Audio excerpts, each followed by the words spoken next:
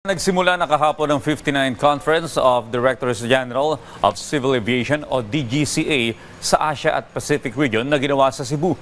Dumalo sa pulong ang mahigit 300 delegado na layong matugunan ang hamon sa aviation.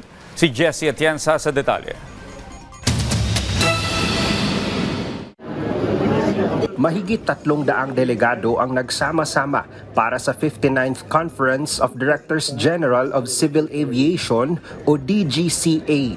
Nanggaling ang delegates mula sa Asia at Pacific Region. Layunin nila ang magpalitan ng kaalaman sa aviation industry. Kasama na rito ang diskurso sa epekto ng climate sa air transport. Dumalo sa conference si Transportation Secretary Jaime Bautista. Iginiit niya ang halaga ng pagtutulungan ng mga leader sa aviation industry. Napakarami nating investment sa aviation sector, especially mga airports.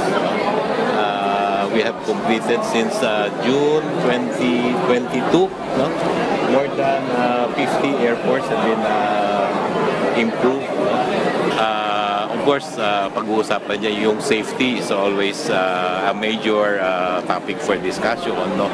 Yung sustainability, titingnan natin what are the practices that will allow us to contribute to reduction of nung carbon emission. No?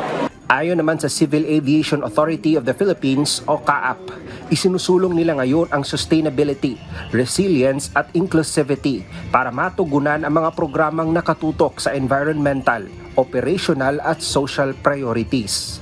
Yung simple tree planting natin, di ba inumpisahan namin a month ago, ilan ang natanim namin? Over 14,000 something, close to 15,000.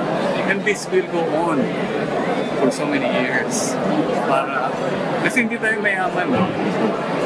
We don't have, right now, we don't have sustainable aviation fuel.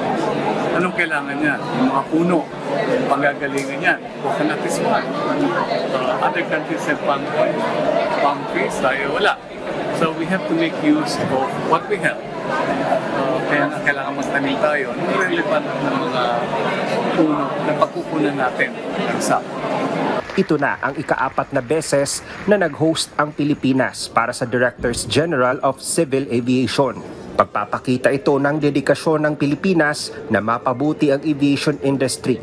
Kasama na ang pakikipagsabayan sa mga kalapit na bansa. Mula sa PTV Cebu, Jessie Atienza para sa Pambansang TV sa Bagong Pilipinas.